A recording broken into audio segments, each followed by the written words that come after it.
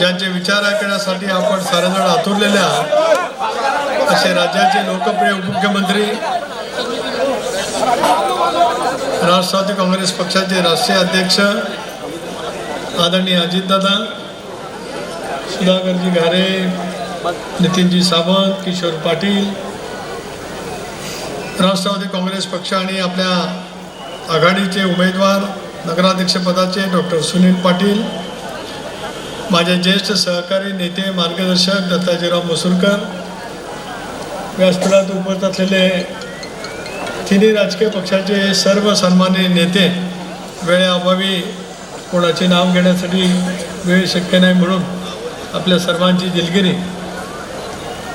किशोरजी आपण आहात, बंधू पाटील आहेत, सर्व सन्माननीय व्यासपीठ, पत्रकार मित्र, महिन्याचे प्रतिनिधी आणि अभूतपूर्व संख्येने जमलेले माझ्या तमाम खोपोलीकर नागरिक बंधू भगिनी आणि सहकारी मित्रांनो,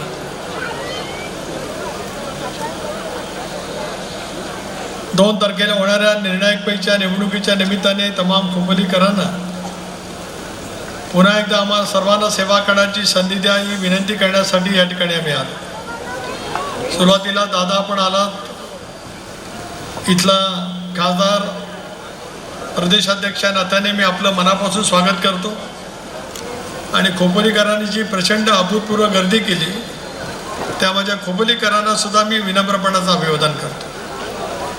क्रांतीसूर्य महात्मा ज्योतिबा फुले यांच्या पुण्यतिथीच्या निमित्ताने त्यांनाही मी विनम्रपणाचं अभिवादन या ठिकाणी करतो। आताची होणारी निवडणूक 2021 सालामध्येच होणं अपेक्षित होतं, परंतु दुर्दैवाने राज्यभरामध्ये निवडणुका होऊ शकल्या नाहीत आणि त्याच्यामुळे प्रदीर्घ कालावधीच्या नंतर सर्वोच्च न्यायालयाच्या निकालाच्या नंतर आता या निवडणुका त्या ठिकाणी समोर जात आहेत। त्यालाही मधल्या कालावधीमध्ये एक सावड होतं, परंतु सर्वोच्च न्यायालयाने आजच निर्णय त्या ठिकाणी दिला आणि या सगळ्या होऊ घातलेल्या निवडणुका मर्यादित वेळेमध्ये पूर्ण करण्याचा सुद्धा आजच सर्वोच्च न्यायालयाने त्या ठिकाणी आदेश दिला। मला या गोष्टीचा खचितच अभिमान वाटतोय, एका अपप्रवृत्तीच्या विरोधामध्ये आज आम्ही सगळेजण या ठिकाणी पहिल्यांदा एकत्रित आहोत। जी अपप्रवृत्ती गेले काही महिने, गेले काही वर्ष कर्जत खालापूर तालुक्याला, खोपोलीला, शहराला जी लुबाडत होती, त्या अपप्रवृत्तीच्या विरोधामध्ये ठामपणाने उभा राहण्याचा निर्णय सर्वांनी सामुदायिक शक्तीच्या माध्यमातून त्या ठिकाणी घेतला। त्याच्यामुळे आज वेगळं व्यासपीठ तुम्हाला आणि मला या ठिकाणी अनुभवायला मिळू शकते। राजकारणामध्ये अनेक वेळेला वेगवेगळ्या गोष्टी घडत असतात, अनेक वेळेला परिवर्तन होत असतं, अनेक वेळेला काही निर्णय त्या ठिकाणी घ्यावे लागत असतात। अजितदादांच्या नेतृत्वाखाली राष्ट्रवादी काँग्रेस पक्षाने निर्णय त्या कालावधीमध्ये घेतला, जो विचार स्वर्गीय चव्हाण साहेबांनी आम्हाला सर्वांना दिला की बहुजन समाजाचा व्यापक ही साधायचा असेल तर तुमचा सत्तेमधला सहभाग असला पाहिजे। सत्तेमधला सहभाग सत्ता उपभोगण्यासाठी असता कामा नये, तर सर्वसामान्य माणसाची हिताची जपणूक करण्यासाठी सत्तेचा वापर केला पाहिजे, ही चव्हाण साहेबांची शिकवण। पण ती शिकवण मनामध्ये ठेवत असताना सत्तेमधला आमचा सहभाग, ज्या विचारधारेवरती गेले 40-45 वर्ष आम्ही सगळेजण काम करत आलो, तो धर्मनिरपेक्ष विचार, शिवशाहू फुले आंबेडकरांची सामाजिक समता, याच विचारसरणीवरती आमचा इंडियामधला सहभाग त्या ठिकाणी राहिला आणि आज मला खचितच अभिमान या गोष्टीचा वाटतो आहे। याच विचारसरणीला अधीन राहून या इंडियाच्या माध्यमातून काम करण्याचा आम्ही सगळेजण त्या ठिकाणी प्रयत्न करतो आहोत आणि त्याच्यातून महाराष्ट्रामध्ये झालेला प्रचंड प्रमाणाचा विकास तुम्ही आम्ही त्या ठिकाणी अनुभवू शकतो। लाडकी बहीण योजना संबंध महाराष्ट्रामध्ये दिली गेली। महाराष्ट्राच्या इतिहासात पहिला प्रथम महिला भगिनींना स्वतःच्या पायावरती उभं राहण्यासाठी, स्वाभिमानाचं बळ देण्यासाठी लाडकी बहीण योजना त्या ठिकाणी घोषित करण्यात आली।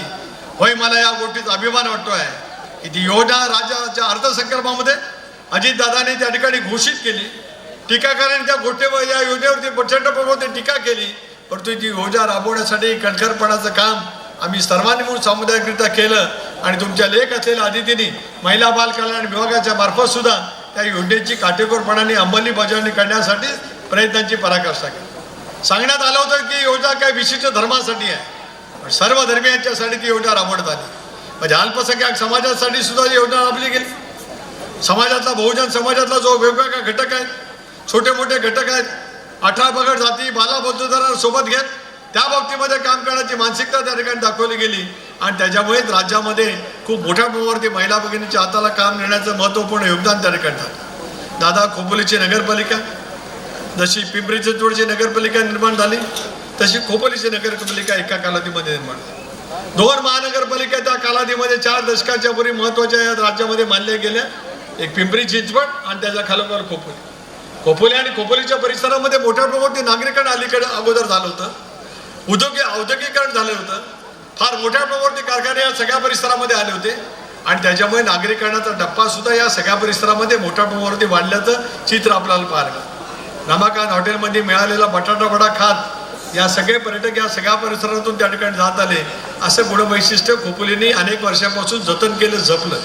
स्वर्गीय बी.एल. पाटील साहेबांसारखं दूरदृष्टी असलेलं नेतृत्व या सगळ्या परिसराला लाभलं आणि त्याच्यातून या सगळ्या परिसरात सुद्धा एक वेगळ्यापैकी झाडारी आले आपल्याला त्या ठिकाणी पाहायला मिळू शकते. या सगळ्या कर्जत खालापूरला सुसंस्कृत विचारधारा, सामाजिक समतेचं उत्तमतेचं उदाहरण या माध्यमातून या सगळ्या परिसराला विधानमंडळात सुद्धा त्या ठिकाणी नेतृत्व मिळालं. परंतु 19 सालापासून काय ग्रहण लागलं मला काय कळू शकलं नाही. 19 सालामध्ये एक उमेदवारी मिळाली. त्यावेळेला सगळेजण आम्ही सांगत होतो सुरेश लाड साहेबांना, मी मगाशी खोपोली कर्जतच्या सभेमध्ये उल्लेख केला की तुम्ही उमेदवारी करा. शेवटच्या टप्प्यापर्यंत नकारार्थी भूमिका घेतली गेली. त्याच्यानंतर मला सांगण्यामध्ये आलं की मी उमेदवारी करणार नाही, सुधाभाऊंची उमेदवारी करा. खोपोलीला मी येऊन निर्णय जाहीर केल्यानंतर पुन्हा लाडसाहेबांचा निर्णय बदलला आणि त्यावेळेला थोडासा जो काही फरक झाला त्याच्यातून एक अपप्रवृत्ती या मतदारसंघामध्ये दुर्दैवाने त्या ठिकाणी आलेली पाहायला. अलीकडच्या कालावधीमध्ये काय आपण पाहतो, मी कोणावरती टीका टिप्पणी करण्यासाठी या ठिकाणी मुसुरकर साहेब उभा नाही, पण स्वच्छ अंतकरणाने एखादी भूमिका आम्ही सर्वजण त्या ठिकाणी घेतो आहोत. आदिती या राज्याची या जिल्ह्याची ज्याला पालकमंत्री झाली, एका भगिनीला त्या ठिकाणी पालकमंत्री पदाची संधी मिळाल्याच्या नंतर अष्टलाग्य पद्धतीने महिलांच्या संदर्भात जे बोलू नये ते बोलण्याचा प्रयत्न त्या कालावधीमध्ये आजच्या विद्यमान आमदारांच्या काळामध्ये त्या ठिकाणी झाला. एक संघर्ष सुद्धा राष्ट्रवादी काँग्रेस पक्ष आणि त्यावेळेच्या एकत्रित शिवसेनेच्या कार्यकर्त्यांची झाला, तरी सुद्धा आम्ही मनाचा संयम त्या ठिकाणी दाखवला. कोणतरी मला म्हणालं काल परवा कर्जतच्या का खोपोलीच्या सभेत, माझा DNA तपासा. होय, माझा DNA आहे. सर्वसामान्य माणसाच्या हितासाठी समर्पित भावनेने त्या ठिकाणी काम करणं माझा धर्म DNA आहे. धर्मनिरपेक्ष विचाराची जपणूक करणं माझा DNA आहे. समाजातल्या वेगवेगळ्या घटकाला सोबत घेत त्या ठिकाणी काम करणं. पण माझा सवाल आहे थोरवे साहेब, तुम्हाला DNAचा एकदा लॉंग फॉर्म सांगा, म्हणजे तुम्हाला देण्याचा अर्थ काय. एकदा DNAचा लॉंग फॉर्म काहीतरी सांगा, नाही तर कोणाच्याकडनं तरी विचारून घ्या. त्याचा लॉंग फॉर्म तुम्हाला जर काही इंग्रजीमध्ये बोलता आला आम्हाला आनंद होईल, त्याचा अर्थ सांगता आला तर आनंद येईल. तुमचा DNA मी सांगतोय, आज तुम्ही सगळेजण या व्यासपीठावरती आहात.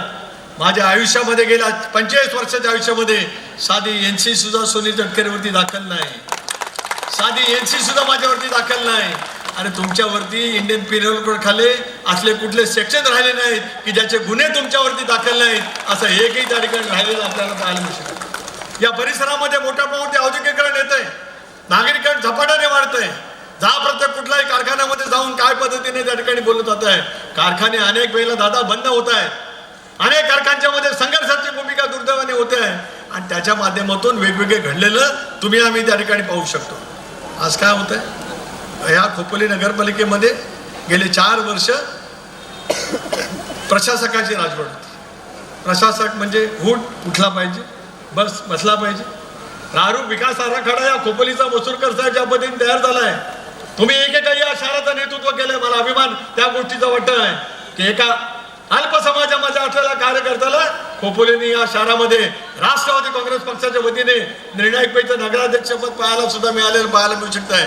प्रारूप विकास आराखडा काय काय नेमकं त्याच्यामध्ये झाल्यात, खोपोलीकरांनो एकदा संधी द्या. या प्रारूप विकास आराखड्याच्या आत काय दडलेलं आहे ते तुमच्या समोर सांगण्याचं काम आम्ही उद्याच्या कालावधीमध्ये प्रामाणिकपणे त्या ठिकाणी करू, हे आपल्या सर्वांना त्या निमित्ताने आश्वस्त करू शकतो. 99 सालामध्ये मी नगर विकास खात्याचा राज्यमंत्री झालो.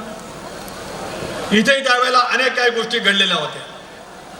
इथल्या नगराध्यक्षाच्या विरोधामध्ये 55B खाली बंधू मला कारवाई त्यावेळेला करावी लागली. मी निर्णय दिला ते पदावरती राहण्यासाठी योग्य नाही.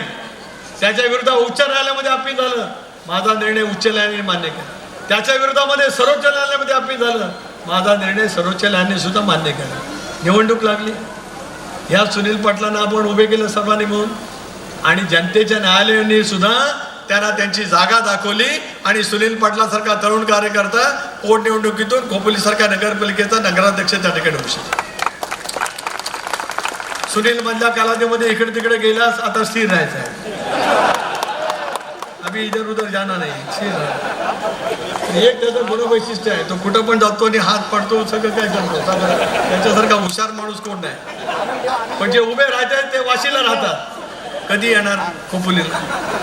खोपोलीकरांना प्रश्न विचारायचे राहतात ते वाशीला राहतात. हा माणूस इकडं तिकडं चळवळे आहे, जातो सगळ्यांकडे, पाय पडतो, बोलतो, काय ना काहीतरी समस्या सोडवण्याचा प्रामाणिकपणाचा प्रयत्न करतो. त्याच्या पाठीमागे ताकद आपल्या सर्वांना उभी करण्याची आवश्यकता आहे. खोपोलीसारख्या शहरामध्ये मोठ्या टोकावरती निधी आणला गेला असं म्हटलं गेलं. काय नाही निधी आणला गेला.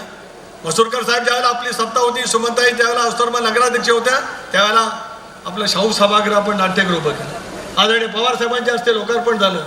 तुम्ही सगळे मंडळी त्या कालावधीमध्ये नेतृत्व करत होतात. या शहरामध्ये दादा शपथ घेऊन सांगतोय, सर्वाधिक निधी जर का आजवर कोणी दिला असेल तर या सुनील तटकरेंनी प्रामाणिकपणाने, पालकमंत्री असेल, नगरविकास खात्याचा राज्यमंत्री असेल, मोठ्या टोकावरती निधी देण्याचं त्यानिमित्ताने काम. आता निधी येतो कुठे, जातो कुठे, कोणाला कळत. शोधायला लागेल, शोधू आपण.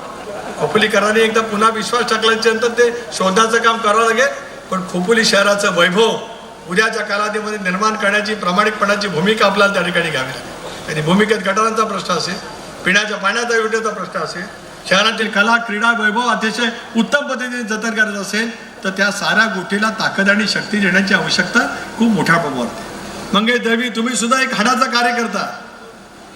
आपली इच्छा होती, मसूरकर साहेबांची इच्छा होती, पण पक्षाने सामुदायिकरित्या एकत्रितपणे निर्णय घेतला आणि त्या निर्णयाच्या पाठीमागे तुम्ही सगळेजण ठामपणाने त्या ठिकाणी उभे आहात. आणि म्हणूनच आज या व्यासपीठावरती किशोर पाटील दिसत आहे, आमचे शिवानीताई जगम या ठिकाणी आहे, हे सुद्धा एक आघाडीतच आहे.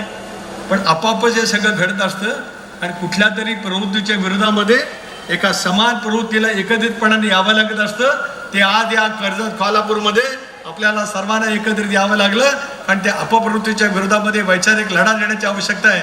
तो देण्याच्या दृष्टीकोनातून आपल्याला पुढची पावलं त्या ठिकाणी उचलणं अत्यंत आवश्यक ठरू शकतात. या शहरातल्या अनेक गोष्टीची उपलब्धता आहे की इथे ट्रान्सफॉर्मरची किंवा विजेची उपलब्धता वाढवणं, टाटाचा विद्युत निर्मितीचा प्रकल्प हाकेच्या अंतर्गत आणि या गावामध्ये पिण्याचा इथला विद्युतीकरणाच्या प्रश्नाच्यासाठी गेल्या 8-9 वर्षामध्ये काय करता आलं नाही. माणसाला परमेश्वराने 2 अभय दिले, एक हे दिलंय आणि एक हे दिलंय. काहींच्याकडे हे असतं आणि हे नसतं आणि काहींकडे हे असतं तर ह्याचा पत्ताच नसतो. दुर्दैवाने अशी विसंगती या मतदारसंघामध्ये लाभल्यामुळे हा रेंगाळलेला प्रश्न सोडवण्यासाठी हा सुनील तटकरे शब्द देतो आहे. होय, मी ज्याला ऊर्जा खात्याचा मंत्री झालो त्याला राज्यामध्ये 16 तास त्या ठिकाणी भारनियमन होतं, त्याच्यावरती उपाययोजना करण्याच्या दृष्टीकोनातून आम्ही पावलं त्या ठिकाणी उचलली. नेरळच्या परिसरामध्ये जा, त्यावेळेला मी एक नवीन सबस्टेशन त्या कालावधीमध्ये निर्माण केलं, त्याच्यातून नेरळचं पूर्णपणाचं भारनियमन आज त्या बंद झालेलं पाहायला मिळू शकत आहे. माथेरानसारखी योजना 100% अनुदान त्या ठिकाणी दिली, याला 10% लोकवर्गणी होती. मी राज्याचा अर्थसंकल्प मांडत असताना 2010 मध्ये माथेरान आणि मुरुड या 2 शहराच्या योजनांच्यासाठी 100% निधी त्या कालावधीमध्ये दिला. त्यामुळे इथल्या ट्रान्सफॉर्मरची संख्या वाढवणं, इथला नियमित वीज पुरवठा 24 तास उपलब्ध करून देणं हे काम आमच्या सर्वांचं त्या ठिकाणी आहे. या शहरामधल्या वीज वाहिन्या भूमिकेत काढण्याच्यासाठी पावलं उचलावी लागतील. या शहरातल्या नियमित पाण्याचा शुद्ध पाणी देण्याच्या दृष्टिकोनातून सुद्धा पावलं त्या ठिकाणी उचलावी लागतील. भूमिगत गटारांचा प्रश्न असेल, हे जे काही या ठिकाणी दिलं गेलेलं आहे हे काम खरं तर गेल्या 4 वर्षामध्ये करता आलं असतं, पण ती करण्याची मानसिकता दुर्दैवाने दाखवली गेली नाही. आणि म्हणूनच इथल्या काही प्रशासकांना हाताशी धरून वेगवेगळे खेळखंडोबे करण्याचा जाणीवपूर्वक प्रयत्न त्या ठिकाणी केला जातो आहे. आणि मला तमाम खोपोलीकरांना या निमित्ताने विनंती करायचं आहे, खोपोलीचं शहर भयमुक्त असलं पाहिजे. दहशतवाद ज्या पद्धतीने करण्याचा प्रयत्न केला जातो आहे, काही काळ चालू शकेल, पण सदा सर्व काळ आता दहशतवाद करण्याचे दिवस संपलेत. आता दिवस जनतेचे आले, जी जनता पूर्णपणाने एका वेगळ्या विचाराच्या माध्यमातून उभी राहील. त्याच्या कोणाच्या मनामध्ये ती मात्र शंका करण्याचं काही कारण नाही. पण सर्वांनी एकत्रित येणं, ताकदीने उभं राहणं, या संकल्पामध्ये पूर्तता करायची असलेल्या प्रत्येक कामाची पूर्तता करणं, त्याच्यासाठीच आम्हाला पुढच्या कालावधीमध्ये त्या ठिकाणी काम करण्याची आवश्यकता भासणार आहे. रेल्वे स्थानकावरचा, बस स्थानकावरचा स्कायवॉक असेल, इथं आपण ज्यावेळेला सत्तेमध्ये होतो त्याला बस वाहतूक दत्ताजीनं सुरू केली होती.